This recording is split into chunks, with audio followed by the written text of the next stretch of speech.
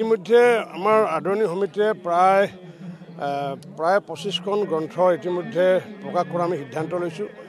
তাৰ ভিতৰত যোৱাকালি কামেশ্বৰ দাসৰ ওপৰত মই যিখন লিখিছিলোঁ সেইখন উন্মোচন কৰিলে আমাৰ অন্দিৰণ শৰ্মা ডাঙৰীয়া।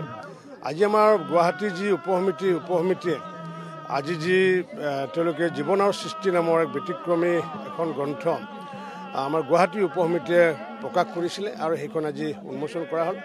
মই জগদীশ পাটগিৰিকে ডাঙৰীয়াকে আদি কৰি অনিমেশ চৌধুৰী লগতে আমাৰ পুলক পাটগিৰি আৰু অনুপম শৰ্মা তেওঁলোকে সম্পাদনাৰ দায়িত্বত আছে। সকলোকে মই আন্তৰিক ধন্যবাদ জনাইছোঁ।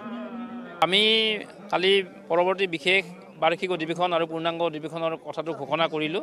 আমি সকলো চালি জাৰি চাই আমি বিশেষ বাৰ্ষিক অধিৱেশন পাঞ্জাবাৰী পঞ্চৰত্ন শাখা সাহিত্য সভা গুৱাহাটীত অনুষ্ঠিত কৰাৰ আমি ঘোষণা কৰিছোঁ। আৰু দ্বিবাৰ্ষিক যিখন অধিৱেশন ৭ম দ্বিবাৰ্ষিক অধিৱেশন আমাৰ দুলীয়াজান শাখা সাহিত্য সভাৰ আমন্ত্ৰণ মৰ্মে দুলীয়াজানত অনুষ্ঠিত কৰাৰ আমি কালি ঘোষণা দিছোঁ আৰু আজি প্ৰতিনিধি সভাত সেই কথা ঘোষণা কৰিম। আকৌ পৰহি আমি যি দ্বিতীয়খন মুকলি সভাত সেইটো ঘোষণা কৰি আমি ৰাজহুৱা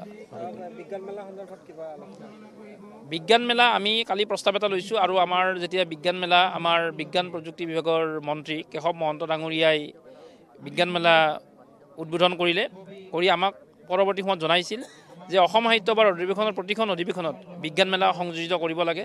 গতিকে আমি জাতিটোক বিজ্ঞান মনস্কতাৰে আগবঢ়াই লৈ যাব লাগিব। আৰু এই প্ৰসংগত যদি অসম সাহিত্য সভাই বিজ্ঞান মেলা অনুষ্ঠিত কৰে তাৰ যি পৃষ্ঠপোষকতা লাগে সেই পৃষ্ঠপোষকতা অসম চৰকাৰে প্ৰতি বছৰে প্ৰদান কৰিব আৰু সেই মৰ্মে তেওঁলোকে কেবিনেটত সিদ্ধান্ত কৰিব আৰু সেই কথা আমাক তেখেতে জনাইছিল।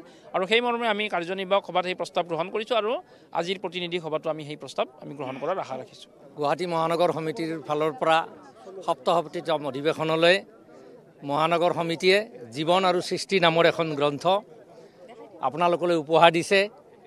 এই গ্ৰন্থখনত অসমৰ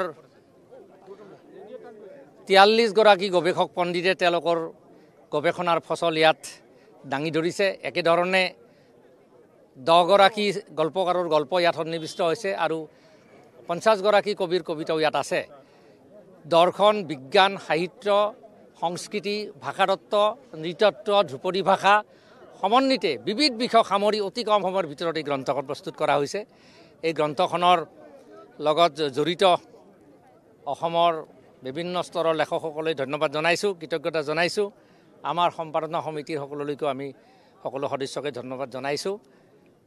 গ্ৰন্থখন নিশ্চয় ৰাইজে আদৰি ল'ব। অসমৰ বিভিন্ন বিশ্ববিদ্যালয়, মহাবিদ্যালয়, উন্নতমানৰ পঢ়ুৱৈক এই গ্ৰন্থখন উপহাৰ দিয়া হ'ব।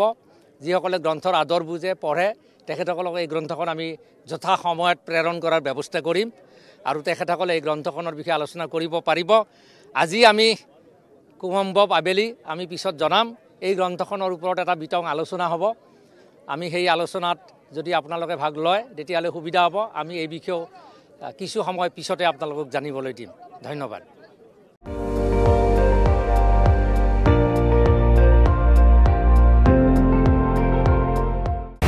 আপুনি চাই আছে ND24 সৰ্বশ্ৰেষ্ঠ নহয় সৰ্বোত্তমৰ দৌৰ।